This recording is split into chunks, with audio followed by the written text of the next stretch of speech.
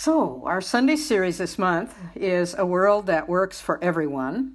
And today's topic is If We Build It, They Will Come. I've had some fascinating experiences around that title this week, in France and Italy both, that I never expected when I chose this title, Build It and They Will Come.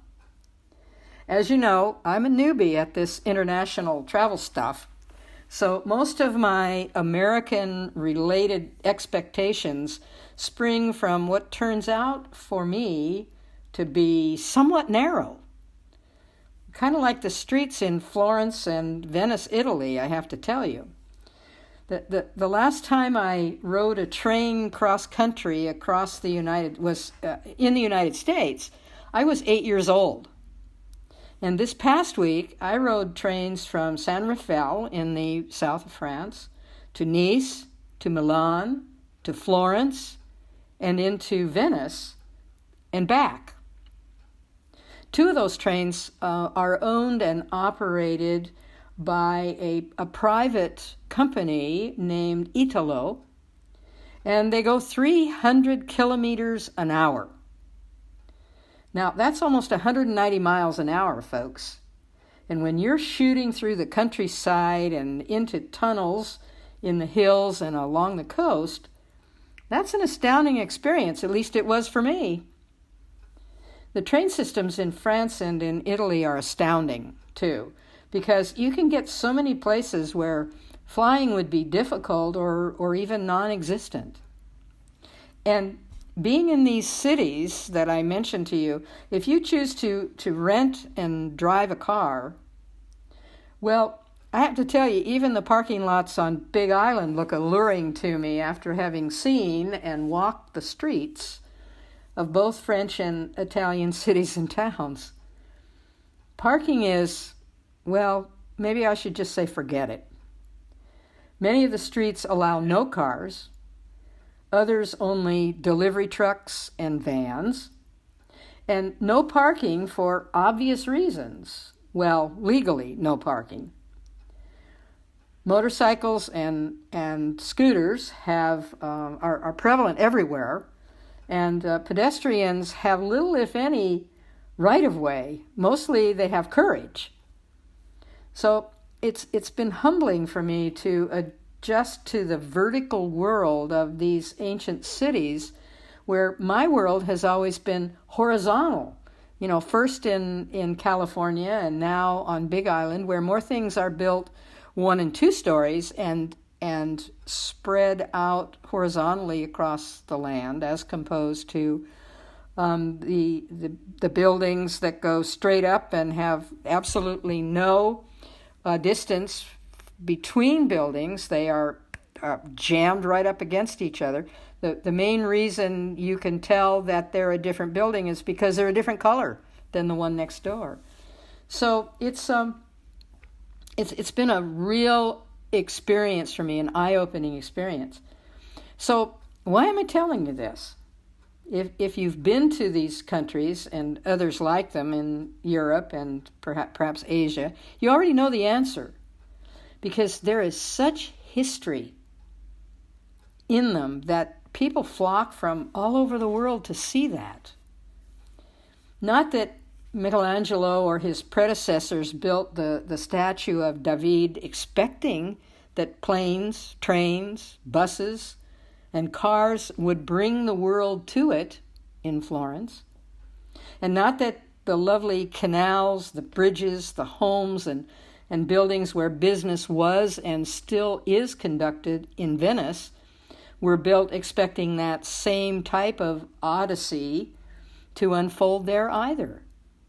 It's an amazing feeling, and I'm sure many of you have experienced it in other countries or watching travelogues or any of a number of different ways we can experience this nowadays.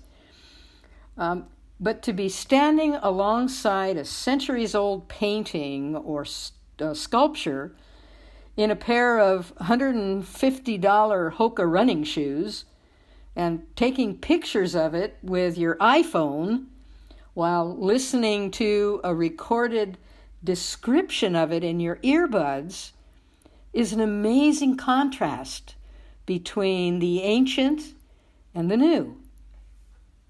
Or to be paddled down the canals of Venice in a gondola, and I did, and see this sleek, motor-driven speedboat coming toward you in a space that's barely wide enough for two gondolas to pass each other. And yet I experienced that. I couldn't get my phone out fast enough to be able to get a video of that. But what I saw was the man in the speedboat first slowed down and looked to see if he could back out of that little canal that was high buildings on both sides. And he could not, because it was a T, that is, there was a perpendicular canal right behind him, and there were gondolas going both directions in that. So he pulled all the way over to the very edge of the buildings on was our right-hand side as we faced him, and he took hold of a ledge with his hand. He took hold of a ledge in the building, and he held the boat there while our gondolier paddled us past him, and neither of those boats touched each other. It was amazing to watch. I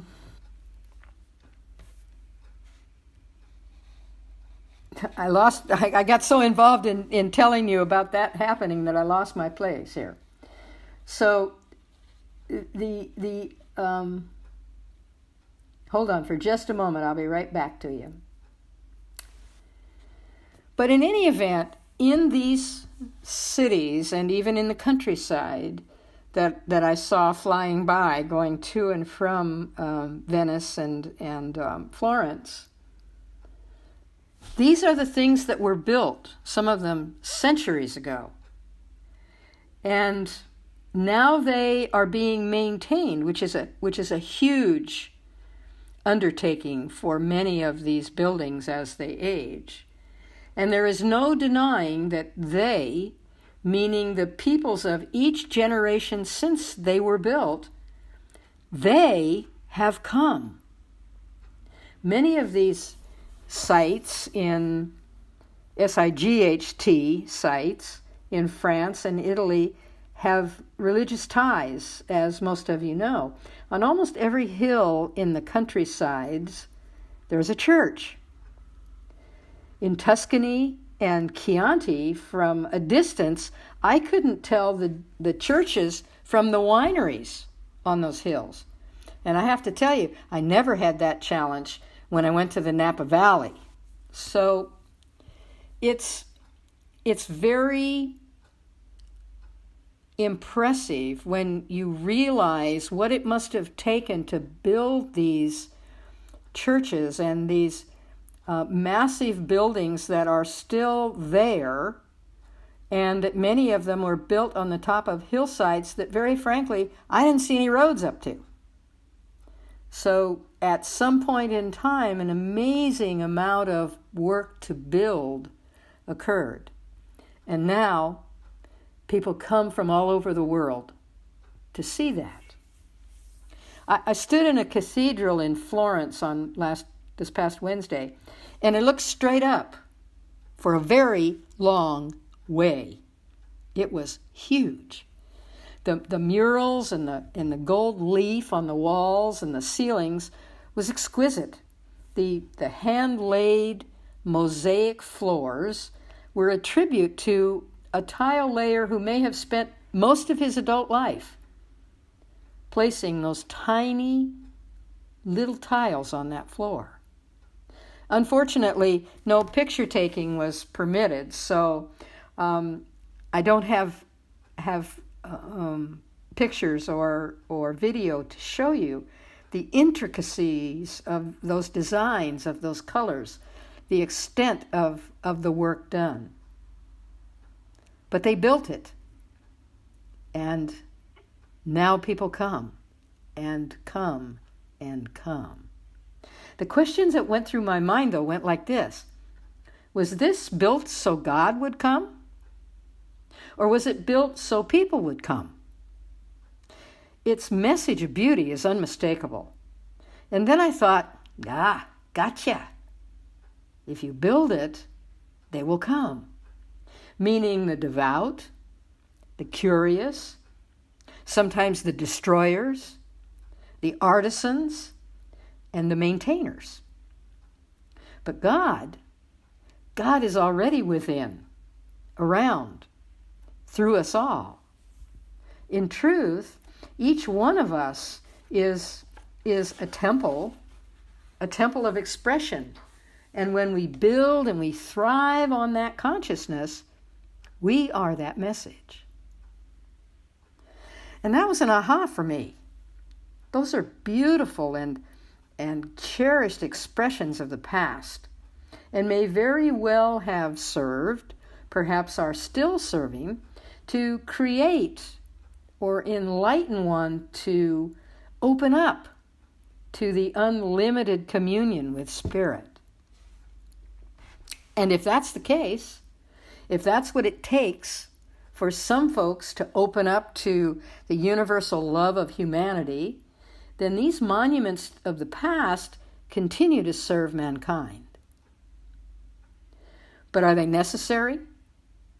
Are they required in order to reveal universal spirit by means of you or me or anybody else? Of course not. Being ostentatious is not part of the requirements to be a spiritual being having a human experience. Being ostentatious is not a part of being a loving, prosperous, kind, happy, giving person expressing the attributes of God by choice and in joy. Being ostentatious isn't necessary to live a life of value and at no one else's expense.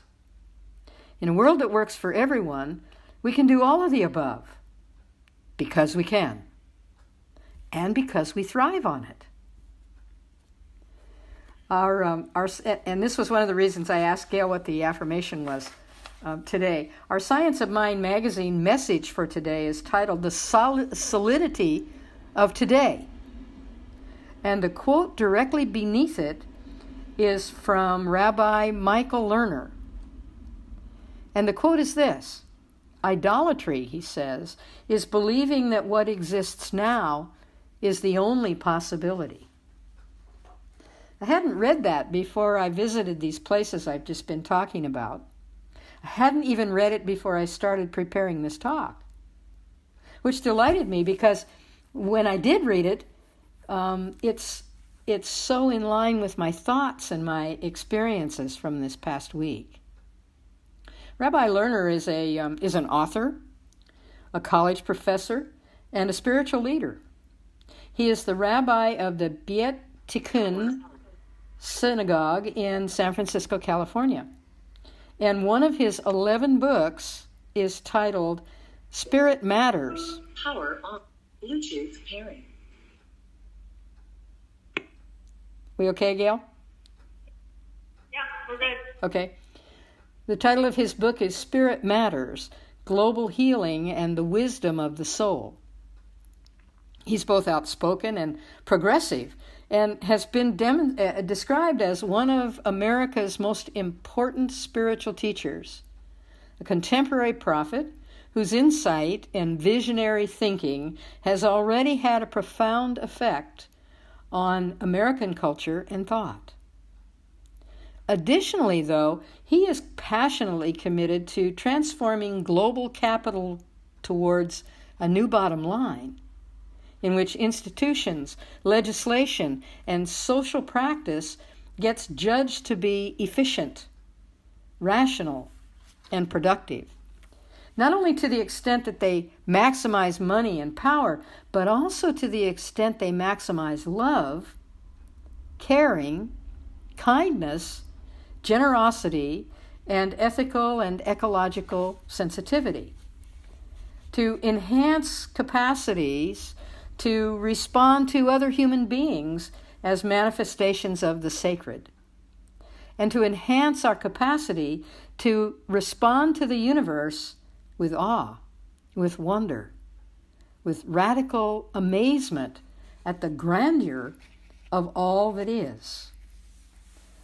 There's such a wealth of value in that statement that I could do a whole series on it. We could do a workshop or perhaps even a class on it. Because you see, in a world that works for everyone, there's a lot of building going on in a lot of different areas to expand our thought processes and to bring together those of different backgrounds and even, in this case, religions. It's truly finding these action statements that I'm almost tripping over without even having to dig them out, related to a world that works for everyone. One of the things that I was incredibly ignorant of 2 weeks ago was the depth and the breadth of the European Union, only one part of which is the currency called the euro. While I've been here, I can walk up to an ATM and tell it which of 8 different languages I want displayed on the screen. Select the value amount of euros that I want, and it converts the euros I receive into American dollars, depending on the ratio between the two currencies at that moment. It tells me the charge for the transaction that I've made, which is about $1.15, and then it shows up in my American checking account as 2 separate transactions in a matter of minutes. I'm amazed by that. And I've done that in France and I've done that in Italy, and it's just as easy. As our trains passed back and forth between France and Italy freely and without incident, although at the Florence train station and the Venice train station, we did see a few armed soldiers, primarily in conversation with each other. It was a very benign experience. The European Union currently, you may already know this, but it was amazing to me, the European Union currently is the largest trade bloc in the world. It's the world's largest exporter of manufactured goods and services and the biggest import market for over 100 countries. Free trade between its members was one of the European Union's founding principles. This is also possible thanks to the single market that exists. Beyond its borders, the European Union, referred to as the EU, is also committed to liberalizing world trade. Now, it's not perfect, as some of you undoubtedly know, and when my daughter and son-in-law listen to the news here in French and then translate it to me, those things that are not yet perfect or that are being worked on become very clear. But its intentions, its staying power, and it was founded in the 1960s. I had no idea that it had been in operation that long. And its strengths say something about a world that works for everyone. It may be a microcosm in the macrocosm, but that's the intention. And without belaboring the details, I want to share with you briefly some of its goals and its values, because it really surprised me when I discovered this. Some of the goals are to, and this is the order in which they are listed. I think that's important. The first of their goals is to promote peace, its values, and the well-being of its citizens. Its second goal is to offer freedom, security, and justice without internal borders. And then it goes on to list sustainable development based on balanced economic growth and price stability, a highly competitive market economy with full employment and social progress, and environmental protection. One of its goals is to combat social exclusion and discrimination. Another, to promote scientific and technological progress. To enhance economic, social, and territorial cohesion and solidarity among the EU countries. To respect its rich cultural and linguistic diversity. And then finally, as its goals, to establish an economic and monetary union whose currency is the euro. Isn't that interesting? I thought that's all there was to it, was the union of currency in the euro. And yet that's the last thing in their list of goals. Now, here's some values that are common to the EU countries in a society in which inclusion, tolerance, justice, solidarity, and non-discrimination prevail. These values are an integral part of the European way of life, as stated in the EU values. First on the list is human dignity, that it's inviolable. It must be respected, protected, and constitutes the real basis of fundamental rights. Freedom. Freedom of movement gives citizens the right to move and reside freely within the Union. Individual freedoms such as respect for private life, freedom of thought, religion, assembly, expression, and information are protected by the EU Charter of Fundamental Rights. And then it goes on to talk about democracy, that it's founded on representative democracy. Being a European citizen also means enjoying political rights. Every adult EU citizen has the right to stand as a candidate and to vote in elections to the European Parliament. EU citizens have the right to stand as candidates and vote in their countries of residence or in their country of origin. So it doesn't replace their country's governments, but it enhances that.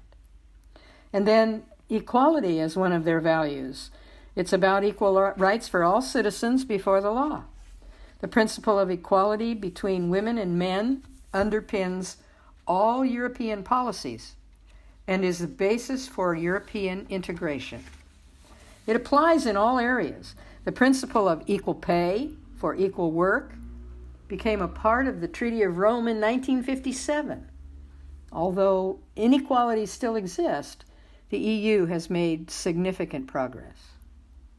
And then it goes on to talk about the rule of law and human rights, meaning to be free from discrimination on the basis of sex, racial or ethnic origin, religion, belief, disability, age, or sexual orientation. The right to the protection of your personal data and the right to get access to justice.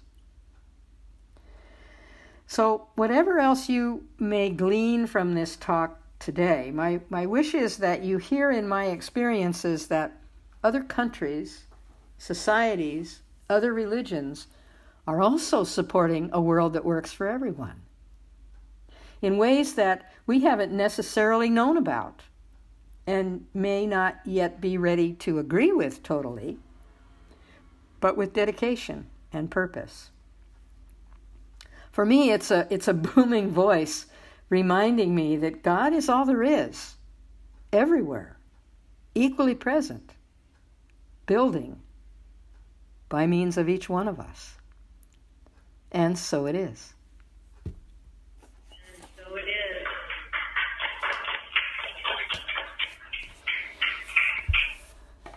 Well, thank you.